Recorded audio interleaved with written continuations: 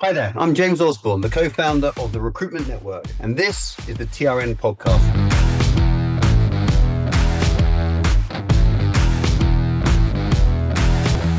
Every week, we unpack the strategies, the technologies, the processes and mindsets fueling today's top-performing recruitment agencies. We take a look behind the scenes of some great recruitment businesses. We listen to the real-life stories of those who have built those businesses, and we learn from some of the industry's greatest thought leaders to help you become both future fit and future relevant. So let's begin with this next episode of the TRN Podcast. Welcome to those of you who are here today. My name is James Osborne. I'm a non-exec director and advisor to the recruitment sector and chairman of the Recruitment Network. The Recruitment Network, or TRN, is a large global community of recruitment business leaders and advisors, all hanging out together, working together to help each other maximize performance, productivity, and profitability. We run these sessions all the time, every day, pretty much on different subjects. It's an opportunity to bring together some thought leaders, some electrifying thought leaders. Sorry, did it again, Shayne. Sorry. Some thought leaders from the industry, just to talk about what they're doing. These are operators, so these aren't people selling to the industry. These are operators, people who are running recruitment companies, to get a bit of an insider's, view on what they're doing, how they're running their business. Obviously, the industry is changing massively at the moment. It's on a bit of a roller coaster, which I'm finding a lot of fun, actually, and I think it's really fascinating and quite exciting. So I think it's just really always useful to hear how other people are finding it, what they're getting up to, what they're doing. So invited on today, very good friend of mine, a bloody lovely guy actually, Shayne Simpson, who runs the Technic IT group, also has a business called Content Swarm, which I am going to mention today because I would like people to be familiar with Content Swarm, because I think it's a really cool bit of kit. So firstly, Shayne, thanks for joining us today. Do you want to give us just a very quick summary of TechNet and who you are and what your company does for people here? Thanks. So I'm a Group MD of Ascent International Group, which is a couple of companies, TechNet IT Recruitment Limited, which are kind of the main established brand, been trading sort of 24 years, Cranberry Panda, and we also have ITR Partners. We have an exec search business, and we have Content Swarm as part of the group. We specialize in IT mainly, sales, and Cranberry Panda very specific into the luxury retail kind of sector, and kind of making that work from logistics to online shopping. And I've been in the industry for around 20 years myself now. Every day is different. Every day's a school day. Every day's a school day in this industry. That's true. And Shayne, what's the headcount across the group now? So about 35 across group. 35. Okay, fantastic.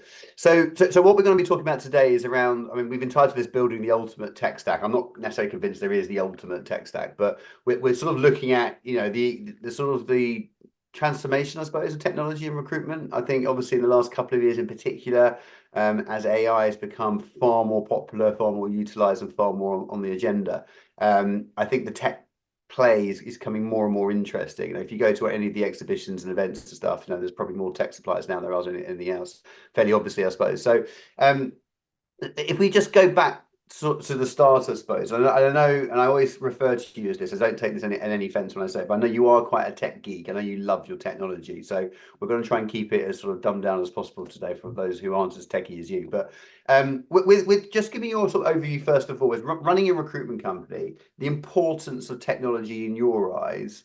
Why is it such an important thing? Is it such an important thing? And is that changing and growing with how the markets are changing as well at the same time? Yeah, definitely. I think for me, the technology is so important because it enables us to cover off the stuff that recruiters just don't do. So your core basic should do's, authorization emails, your right to represent, your confirmations, all of that kind of stuff should be automated, and it should just happen. And I've always found across my many years in recruitment, some people were really good at that. Some people were not good at that. And, the admin side of things, unfortunately, compliance and everything else, it has to be done. It's there to protect the business. So, as a business owner, I think you have to have something in there that's protecting your business and not leaving it to a person who could or could choose or could choose not to do something.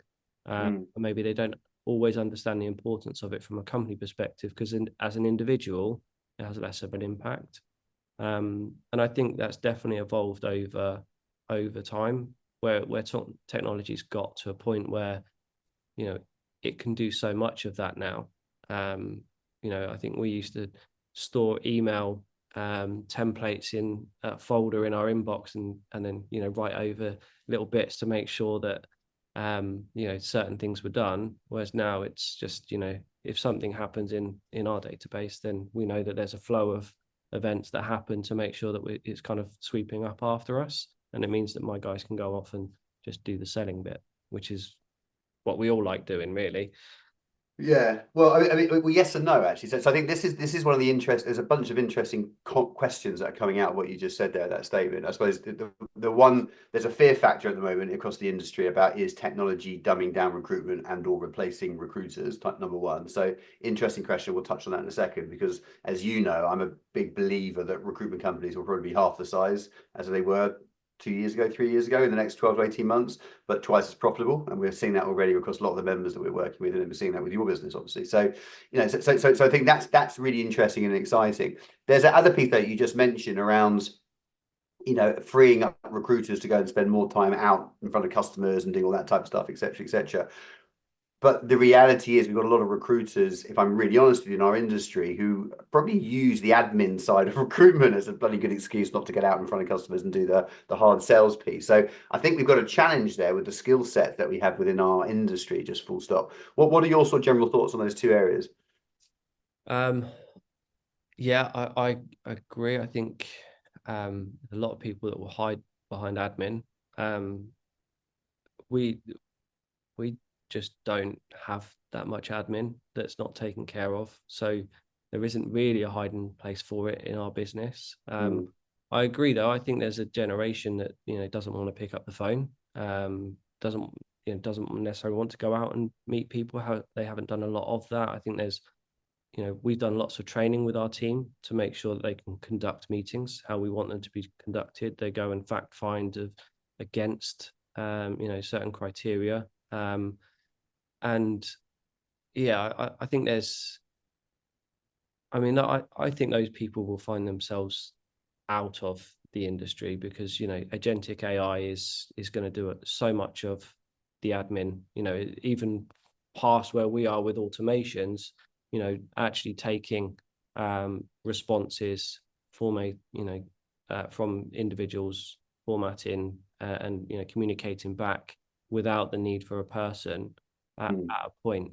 You know, with the machine learning element, you can kind of go backwards and forwards, and you have the sign off. But once you've signed off a number of times, you can say, well, I'm happy with it, you know, how it's dealing with that. And it's probably operating as somebody as a, you know, mid-20s to 30K salary. We've seen communication levels across our business. I mean, we have some excellent communicators, written and verbal. We have some really good verbal communicators, but they're not as strong on the written. Yeah. The AI has really leveled that playing field for us, which has helped those that probably didn't do as well on the written side of things, or, you know, spend a lot of time generating, you know, an email to make sure that it's perfect, with much faster, and it's much more balanced now across the business. So I think there's lots of things that are getting better naturally on that basis. I mean, you mentioned the half the headcount. We're literally half the headcount. We had 77 people across group, you know, in 2022, and we're producing the same numbers. So we are literally the template you just mentioned. We are, you know, half the size and twice the profit. So, you know, it definitely is leading us to go, do we need more people, less people? What should those people be doing? The high value stuff, I still believe that, you know, you'll get to a point where a person will have to be involved to make a decision, because there's nuances in our industry that I'm not sure you can train an agent on, because there's so many different variations. You know, 20 years in, I've never had the same day in recruitment twice. how do you train a bot for that and that level of experience? Because you have to be able to input that. I'm not sure I could download. It's just there in the back of your mind. Oh, that happened once and I did this and it worked. I think it's going to be really interesting how it does play out. But I do think the face-to-face element, we've pushed our guys to be doing much more of that. And I genuinely don't ever remember going to a meeting and not coming back with something. Yeah, absolutely. And you said that before. Vacancies, but you come back with something that you didn't know, or an introduction to somebody, and they treat you differently. You know, it's not the keyboard warrior situation, you know, master servant, which I think recruitment often has. You know, you're a person then, you've looked them in the eye, you've made some commitments to each other, and I think that holds a different bond and gets you to a different place in the process. We just did an exercise with one of the members around their. We basically did an analysis of all the placements they'd done in the last 12 months, all the jobs they had on, and placements and conversion ratios per job, etc., just to get some sense around that. And then we worked it back to how many of those jobs came on post a meeting face to face with the customer, how many of those came on via an email or via an email or whatever it might be. And the ones with the higher conversion rate, the higher margins, the better quality deals, the ones that had less dropouts, all came from meetings face to face, as opposed to the ones that were just handed out on an email type of stuff. You know, that in itself says a huge amount, right? Which I think is fascinating. So, job basis. So yeah. we would do our ABCs, and then we've got a fillability score. So we'd look at that. Yeah. But we wouldn't work anything where we couldn't get some FaceTime with the hiring manager, not just TA or, you know, HR or whatever. It's got to be the person who's making the decision. Yeah, we had it in our business where you couldn't actually close a deal unless you'd actually seen the customer. So you had to go and see the customer, or you couldn't get paid commission on it, which is great. It just forced that behaviour to happen. And, you know, the amount of time someone would go out to pick out a temp job and come back with sort of a retainer and 4 perm jobs and an introduction to Bob over there in finance as well. You know, that's what it's all about as far as I'm concerned. Let's get into, okay, so I suppose that's the sentiment around tech. I think, you know, we're both massive fans of technology. I can see this being such a transformative time for our industry in such a good way. I love what we're seeing across the membership and, you know, across your business and everything else about how we're embracing this. Can we just get a sense of your technology stack? I know you're Bullhorn centric, so your business sort of structure is built around the Bullhorn sort of ecosystem. Just for people on the call, just walk us through, give us an idea of your tech stack and try and almost like visualize it. What are the tools that you're sort of predominantly using? And I know I'm going to lead on to another question. Are there any particular tools, he says winking, that you're thinking of maybe reducing the usage of, or even getting rid of completely, and why? I think you know where I'm going with that one. Yeah, had an interesting lunch with them on Friday, actually. Bullhorn is at the center. So, you know, we refer to our tech stack as an ecosystem, because lots of it works on the basis of, you know, Bullhorn being the center in the marketplace. The open APIs are fantastic. We've done our own stuff with that, and then obviously we've plugged in with suppliers as well. We also use Sourcewhale, which is amazing for getting data into the CRM, specifically from places like LinkedIn, and then your outreach cadences for BD and candidate engagement are second to none. And then we use Automation, which is a Bullhorn product, formerly known as Herefish. That takes care of most of our consultant compliance activity, reminding, you know, contractors to get timesheets in, and, you know, various check-in points, and lots of marketing tools within that we use. We do our salary surveys that does write backs to the CRM based on responses and things like that. And we touch every single candidate at least 4 times a year on that, just as the bare minimum, which means we get everybody's updated job titles, salary information, notice periods, employment, etc. We get a really high response rate on that. We also use Woo. So Woo is a product that we took a couple of years ago, and is incredible for enriching data in the CRM. So where you've got candidates, it will be going out looking for new information across multiple sources to update those records. Allows you to search the CRM completely different to Bullhorn's native search. So you're able to search for if they're in the job currently, which many of you will probably have sent a mail shot or e-shot out in the past and hit somebody that it shouldn't have gone to, who's used to do that job and probably a little bit annoyed that they got the email, and then 15 years down the road they're a CTO, and they are no longer wanting to be on your database because you're not keeping up to date, and they're potentially not a client anymore. And we've had a massive drop off of our unsubscribes and any kind of derogatory kind of engagements off the back of that. It's been mind blowing how good that's been. That also automatically searches vacancies. So when we go into the vacancy, it will load a search up which starts the consultant off. And they then tweak it, and obviously it gets the sourcing in the CRM as the first port of call. We place 89% of our placements are already in the CRM before we load the job. So for us, it's very much about making sure they're in that space first and not going to LinkedIn, like most of the industry. And as you alluded to, LinkedIn, we've already reduced our spend on LinkedIn by 40% last year. And we're in negotiations this year and looking at our workflow to see what we can do to reduce that further. And Sourcewell is a big part of how we've been able to do that. So we're able to X-ray search within the LinkedIn domain for key skills and run our Boolean and pull up profiles. And from that list view, we can import them in 10 seconds. They're in the database. If it's a contact, the company will be created and the candidate. So for us, it's such a time saving element, but also they've got 11 different data finding tools which run on a waterfall basis. So they're providing you with mobile numbers for people that you want to get hold of, email addresses if there doesn't have the mobile number.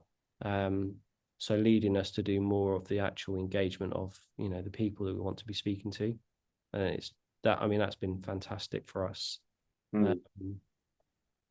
They're probably the main ones. We use Sourcebreaker from Bullhorn, but that's probably a product that would roll off for us because as tech's evolved, Wooers has come out of nowhere and probably has become our main source tool from the CRM. And Sourcewell does some of the stuff of pulling the data in from your LinkedIns and so on that Sourcebreaker did some of that for us as well. So we don't sign into any contracts that are longer than 12 months anymore because of the way that the industry is evolving. And Sourcebreaker was the last one that we signed that was a multi-year deal, and 18 months into that deal, we would have dropped it out if we could. You haven't mentioned one of your technologies that you use, which is Content Swarm. Oh, okay. I'm trying to do you a favor here, Shayne. Come on. But obviously, I mean, again, I suppose this shows the side of you which is not different from anybody else, but how much you embrace it. So you've actually gone out and like building your own tech as well to do the things that you haven't been able to find in the industry, and Content Swarm being one of those, which I think is an amazing bit of kit. Do you want to just give us a quick overview of what Content Swarm is and why you built it, I suppose? Of course I will, James. So Content Swarm, obviously LinkedIn is the center of where all of our consultants are spending time, and obviously it's our shop window for most of our candidates, clients, etc. We've all been there. Someone's put a post up. Can you give this some love? Can you like it? Can you share it? Put it into Slack, Teams, a WhatsApp, an email, etc. And maybe 10% of people will actually do that activity. LinkedIn changed the algorithm, and you'll probably notice yourself. So if you go onto LinkedIn now, you can't see anything unless it's the most recent post or the most engaged post. And that is very much how LinkedIn are trying to control the content that goes out there. We've built a platform that not only will do the likes and engagement on the posts for all trusted employees, your company will also get all of the likes from all of your employees. So your company posts typically get 300% less traction than an individual's. We fix that. So anybody that is employed by your business should be endorsing your brand and making sure that they like all of your posts. We also built AI commenting. So AI commenting we've been using for business development incredibly efficiently. It doesn't land like an in-mail, which I think in-mails are dead for business development.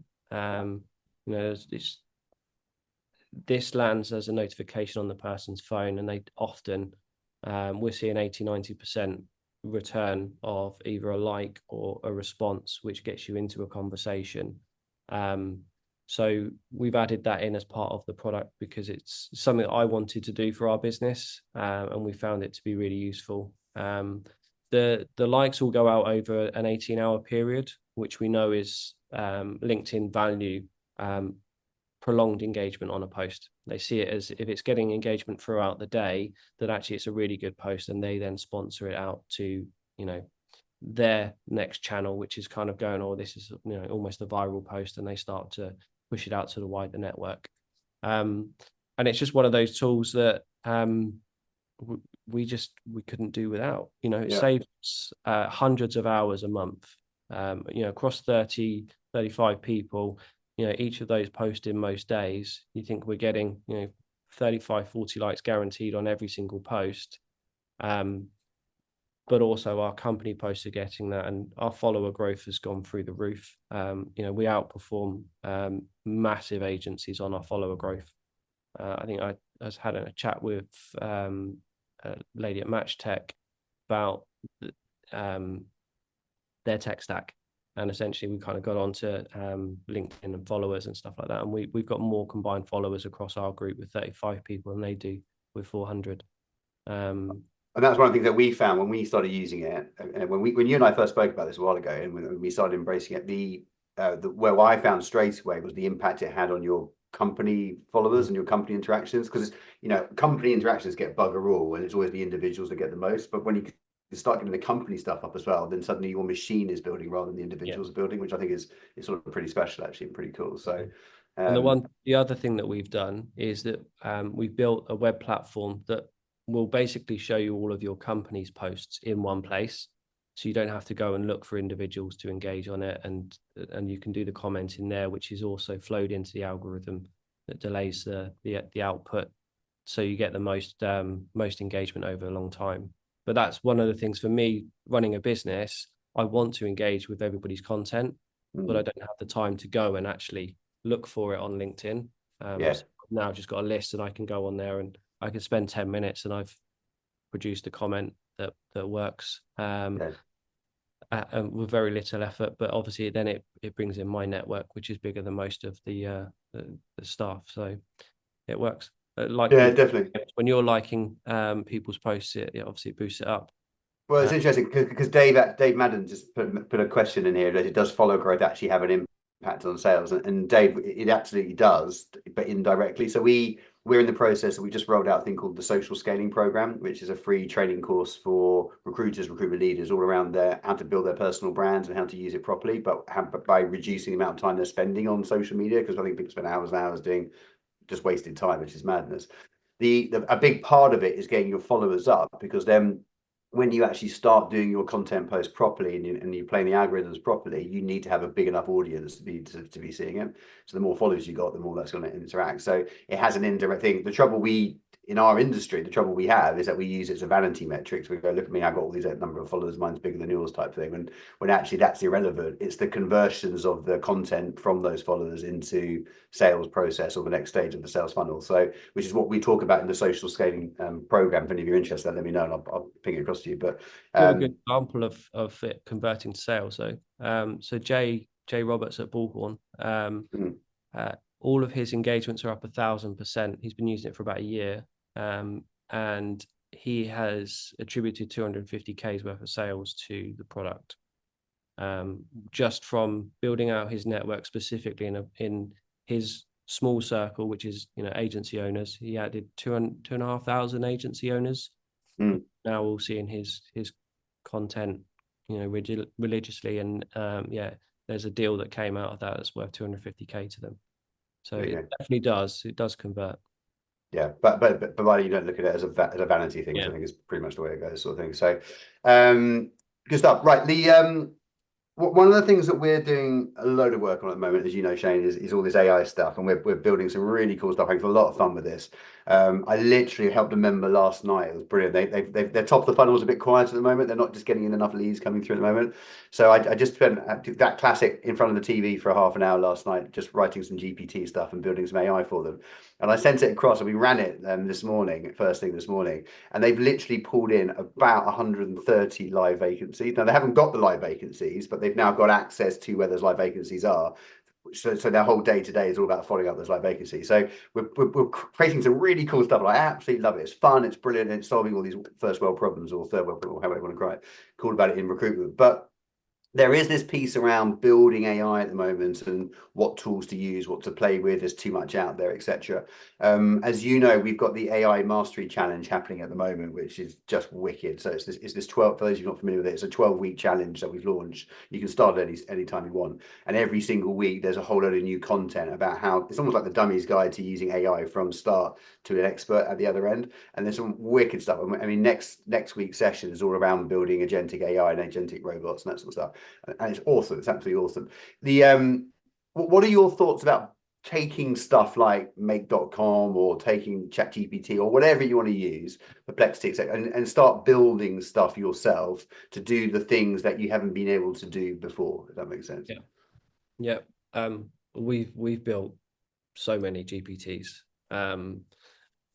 We've got I've created a training bot that does all our 13-week training program off the bat. With anybody can ask it any question about our process, and it goes back and it will say, well, you're at this point, you need to do this, but don't forget about this, and send a CV, you need to do the authorization and blah blah blah.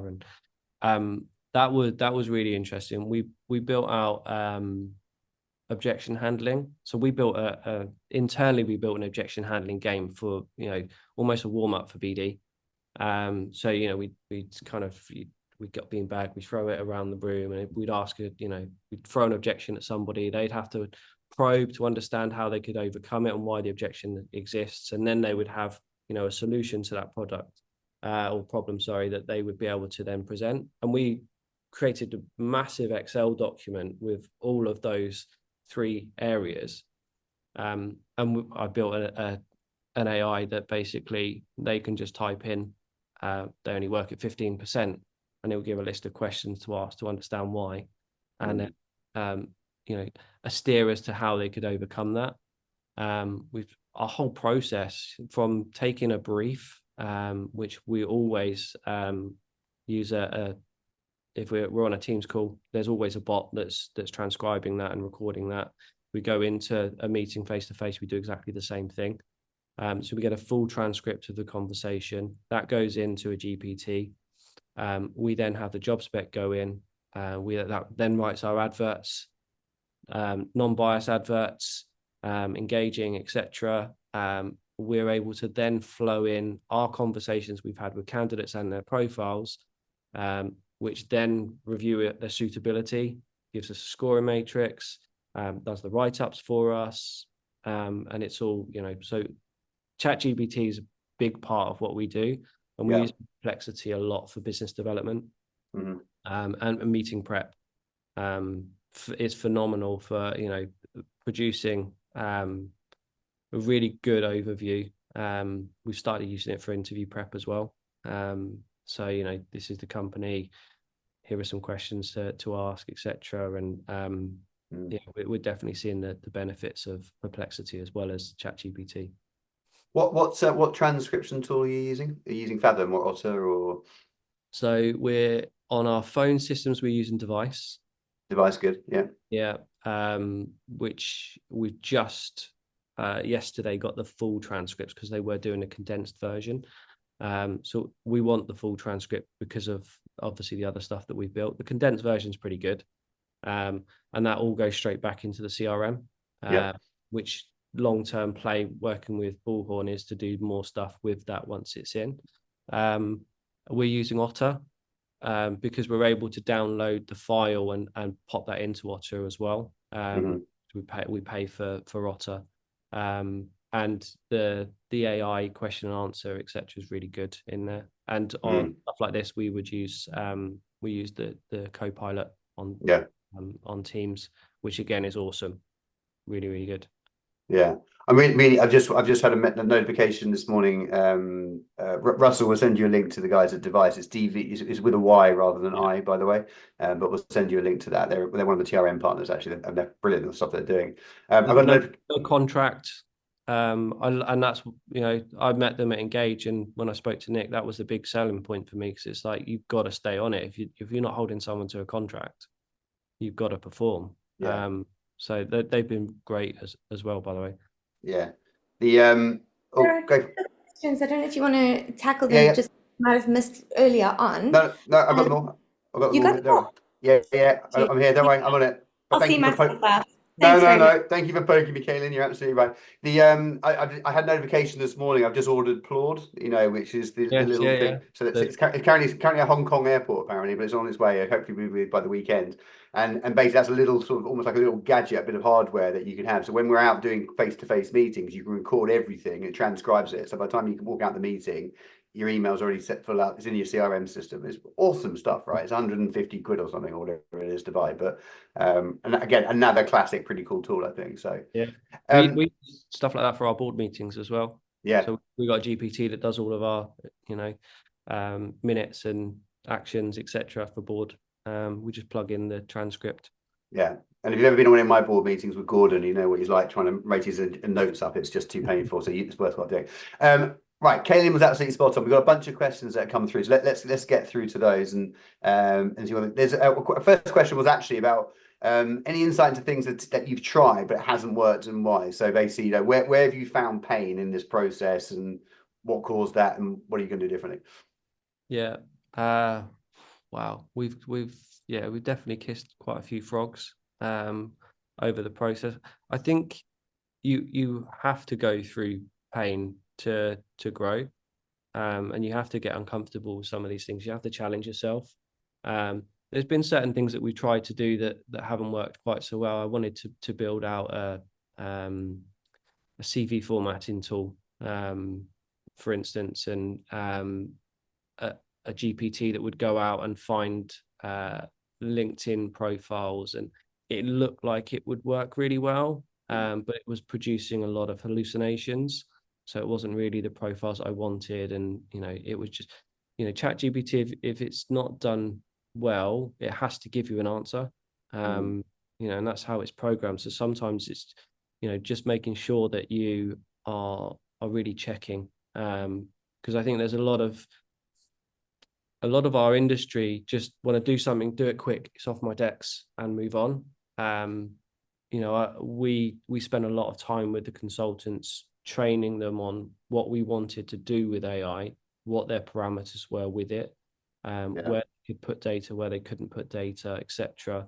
But we're finding actually that candidates are doing a lot with ChatGPT, and probably not as well as maybe some of our recruiters, because they're not using it as often. But I had a CV for one of my clients put across my desk yesterday, and it looked like, from the rewrite of the CV, that they actually worked for the client. They'd used the job spec and their CV, and it basically popped the client's name in there and said they were part of the team that did this. And I was like, wow. So I didn't realize that they worked at a consultancy, because it wasn't anything like that. But I think those kind of things, it's just keeping a lookout, checking, making sure that you're reviewing anything before it goes. I think with the automation, I did that in COVID. So I took Bullhorn Automation in the April of lockdown, spent 3 months building out 180 automations that pretty much reignited our business. We were able to, essentially replicate the workforce and do stuff on their behalf by adding notes and changing statuses and things like that. And it kind of had everybody getting busy again with conversations that we probably wouldn't have been able to do. But we learned some lessons on that. The data had to be really good from the start. You can't really run a lot of these things unless you've done the housekeeping beforehand. Yeah. And that's quite an important thing. I think that's one of the lessons that I think most people learn. They want to start running, but you've got to go and put the foundations in before you can really accelerate it out. Yeah, I think this is a big piece about it. And the importance of data. And I think we run sessions about this all the time and across members. If any of you are interested, come to one of our data sessions. And it's about how do you actually get your data enriched and working for you. So you can do all these things that we're talking about here. And I think there's a huge opportunity ahead. And we're seeing this. We had this conversation yesterday with some of the members about how they're monetizing their data now directly. Really fascinating, because now you're creating new revenue streams outside of the traditional I'm just recruiting, which I'm not saying it's what people do, but couple of questions. I want to make sure I get to these. The GDPR, so using things like Sourcewell and stuff and putting in candidate data from LinkedIn and stuff. How are you managing it when it comes around GDPR and getting their email addresses and stuff? What's GDPR? Joking. It's being recorded, Shayne. So the data sources that Sourcewell use, they're all paid for. They're all above board official. Things like Cognism and Lusher, they're all out there. Most of that data is accessible. So there's nothing underhand going on with Sourcewell. They're so risk adverse on that kind of stuff, because obviously it's how they built their business. There are obviously things like Apollo and People Data Labs, and there's some stuff out there that started from data leaks. So it's kind of a little bit grey. So we make sure that we don't use anybody that's using those kind of data sources. Yeah. But you do always have legitimate interest at the heart of, we are only targeting people, for candidates certainly, that we actually have something that's suitable that we would like to speak to them about. Yeah. Just harvesting data for the sake of harvesting data. I think, and again, from our perspective, we have such a low unsubscribe rate. It's crazy. I honestly can count on one hand the amount we've had in the last 12 months. And we send out millions of emails a year. Which is interesting, because you've got so many recruiters now who are literally spamming out emails and getting massive amounts of unsubscribes because they're getting it completely wrong from and it's not just from a data protection point of view, it's actually from the factor that they're just designing them wrong, sending them out at the wrong times, the structure's incorrect, etc. Okay, good. A couple of things that come through, just to let everyone know, if anyone's looking for any example workflows, either actual sort of your technology stack workflow, big picture, or you're actually looking for some sort of particular workflows about how to do this and this type stuff, just drop me a line at any point and we'll answer those. We'll share some different workflows with you. And there's a couple of you are talking about your CRM system. Is Bullhorn a good CRM system? Well, we know, Shayne, you're going to give that a massive thumbs up, because I know you're a big Bullhorn fan and a big Bullhorn user. I've seen the impact it's had on your business. So but if any of you are interested in looking at your CRM systems, again, reach out to us. We have really strong relationships with nearly all of the providers out there. We get good deals and discounts, obviously, as members of TRN. And we're really keeping a watch on what's happening. There's lots of new ones coming through. Someone's mentioned Atlas in here, which Tamsin, I think you mentioned that, which is this new one that's come through, which is very AI sort of a specific system. It looks quite sexy and quite cool, but it's very new, and they seem to be continuously adding and building new things, which always concerns me a little bit. So it's sort of like, we'll wing it and make it up as we go along, sort of stuff. All the CRM systems are working hard on their AI stuff. So again, reach out to us. We also have some partners at TRN who actually do an audit for you and help you actually build almost like a report out on what stuff you can what systems are best suited for what you need, basically based on your needs, etc. Okay, cool. There's a question from Craig at the end here, and I might even finish on this because a few other ones we'll answer for you offline. In biggest bottleneck time spent in delivery mode is pitch and screening candidates. On average, recruiters would pitch and screen 20 to 30 candidates just to produce one shortlist. How do you scale recruiters' productivity using tools and tech around that? There's some stuff I can't talk about, which is coming really soon. I'm testing at the moment for a partner, which is an agent that will do those screening calls. So we have a product. We don't really work too much on the how would you call it, like the big MSPs and supply chains where it's, low margin, high volume, all about speed. So we don't really get too much into the AMSs and Hays and that delivering on that sort of stuff. But we do have a client that we've done some business with that moved to that model, and we've got a sync from Bullhorn directly to their portal. Mm-hmm. Jobs flow in from the portal. They get created. We have an automatic search that runs, and it matches the best 100 candidates. We have an outreach program that then reaches out to them via text and email, and that encourages them to come back and book time with us. They do answer some questions as part of that through a chatbot, which does do some of the disqualification and screening on that. But there's a step further that we're going. We're putting in potentially for that kind of business an agent that would do a qualification call that could screen 1,000 candidates at any time. And that will then come back to a consultant to, give it a rubber stamp, yes, someone we would want to send or not. Yeah. But that would take away most of that bulk work. I'm also looking at agents that would look at all of our products and run the searches for us and bring it all back into a shortlist within Bullhorn. The shortlist would just be the only place that the consultant would work from. Okay, so yeah. And they can decide that one looks great, I'm going to call them. That one doesn't, I'm going to get the agent to do that, etc. So that's how I'm looking at covering off a lot of that. It doesn't work for our search business, but we do run campaigns for high level candidates that we would, it's a different kind of cadence. But we would have typically a 20 points of contact before we switch off to say that person's not interested. Yeah. Much of that is automated, which it obviously wasn't for a long time. Good. Last couple of questions. CV formatting. Have you tried ARA yet? I've actually found that our clients want to see the CV, so it's not that big a problem for me. It was something I was just playing around with, because Hireful. Is it Hireful? What's the Odd Road product? Hire Deck, sorry. Hire Deck, yeah. So they do some good stuff as well, but we tend to find the levels we work at, it's the client wants to see how the candidate has presented themselves, and they also want to know that we haven't run a load of AI over it to make sure that it's it's someone else's work. Yeah. But I'll have a look at that, to be fair. Yeah, we just started doing some stuff with ARA actually, and I'm really finding it I think it's a pretty powerful tool actually. Again, they're becoming a TRM partner, so interesting to get into a bit sort of deeper into that one as much as anything else.